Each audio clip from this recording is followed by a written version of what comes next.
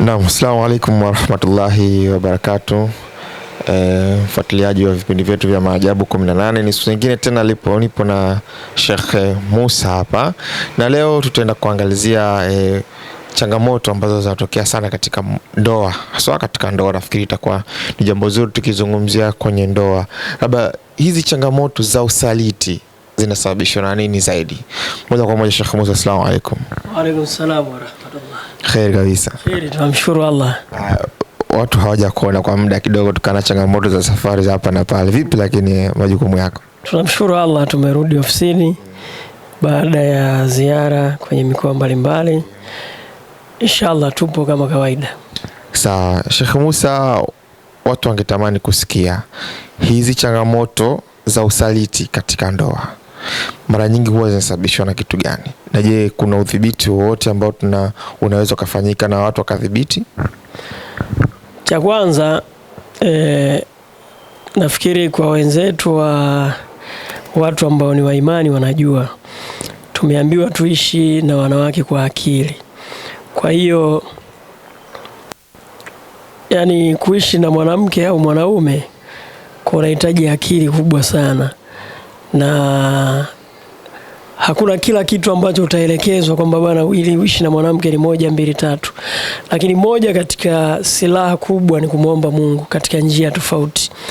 Na mwanamke au mwanaume au mwenzako katika mahusiano, ukitaka udumu naye vizuri, hakikisha unajua namna ya kumzunguka. Ukisema kumzunguka, labda hapo inamaanisha nini kwa kifupi? Sio usaliti, hapana, kumzunguka. Yani sijui nitumie lugha gani, lakini tukisema kumzunguka inakuwa jambo zuri sana. Kwa mfano, una mume au una mke, lakini unatamani ndoa yako au unatamani mke wako aidha mume wako. Hili tunazungumzia wanandoa kwa sababu ndio kitu ambacho kiko halali kwa sisi kama mashehe ambao tunajitahidi katika kusoma kila kukicha.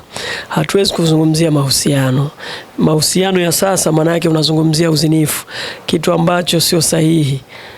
Hakuna mahusiano ambayo yanaenda mwaka. Mahusiano ni muda mfupi, watu mnaenda kwa wazazi, jambo linaenda katika utaratibu. Hizo ndo njia sahihi za mahusiano. Tunazungumzia ndoa. Kwa hiyo kwa mwanandoa yote lazima ujue namna ya kumwomba Mwenyezi Mungu, aidha mume wako atulie, aidha mke wako atulie. Vinginevyo ni kuleteana magonjwa. Kwa hiyo ndani yake kuna hekima. Na hii hekima ndo ambayo mfano kwenye maandiko matakatifu, nafikiri kwenye Injili kitu kama hicho, aidha Biblia, kwa sababu huko hatujazama sana, lakini tumewahi kusikia katika baadhi ya wahubiri mbalimbali kwamba kuna baadhi ya mistari au vifungu katika Biblia vinasema tuishi na wanawake kwa akili. Kwa hiyo akili za kuambiwa unachanganya na za kwako, kama alivyosema mzee wetu Mzee Kikwete. Kwa hiyo kuna siri sana, usione watu wanaishi hadi wanazeeka. Kuna hekima. Usione mwanamke ameishi kwenye ndoa ana amani, kuna hekima. Usione mwanaume anaishi kwenye ndoa ana amani, kuna hekima. Kwa hiyo hizo hekima hapa Maajabu 18 zipo.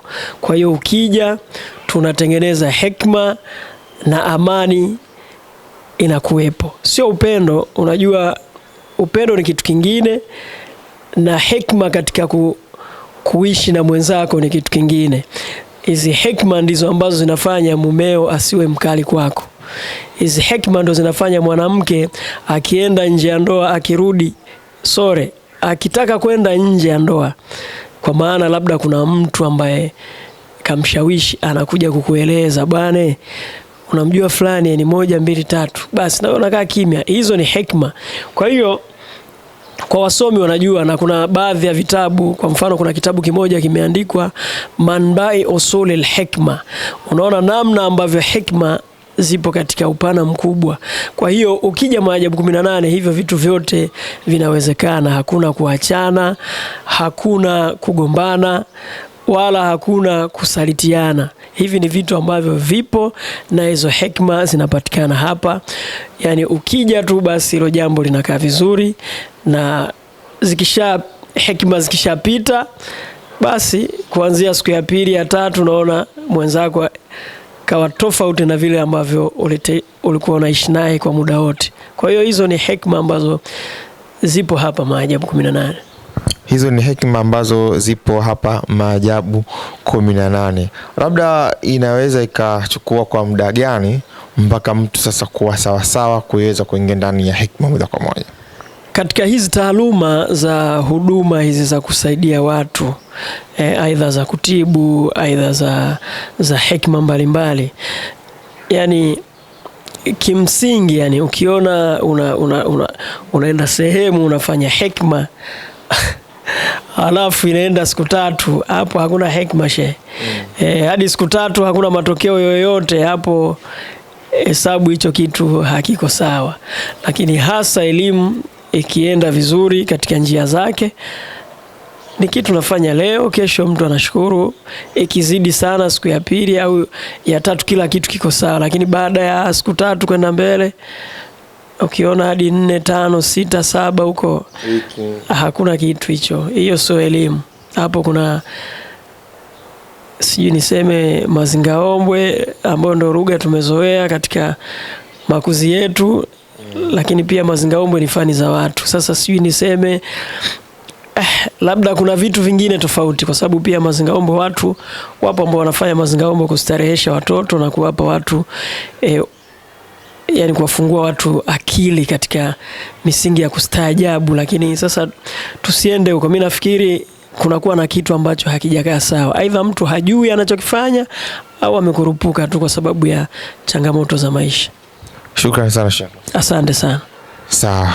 Bwana, Maajabu 18, nadhani umefikiria vizuri Sheikh Musa na namna alivyokuwa anakielezea hizo changamoto na utatuzi wake. Lakini pia unaweza kutufuatilia katika mtandao wa kijamii Maajabu 18, lakini pia tupo katika social media ni www.maajabu18.co.tz. Ikiwa unahitaji kufika ofisini ni Dar es Salaam Tabata Kinyerezi mwisho stendi kabisa hapa jijini Dar es Salaam. Ukifika pale stendi Kinyerezi mwisho unaulizia Maajabu 18 ni wapi, au inapatikana pia katika Google Map Maajabu 18, ukisearch moja kwa moja unaweza kufika hapa kituoni kwetu ama ofisini kwetu. Unaweza kupiga namba 0712331500 0712331500.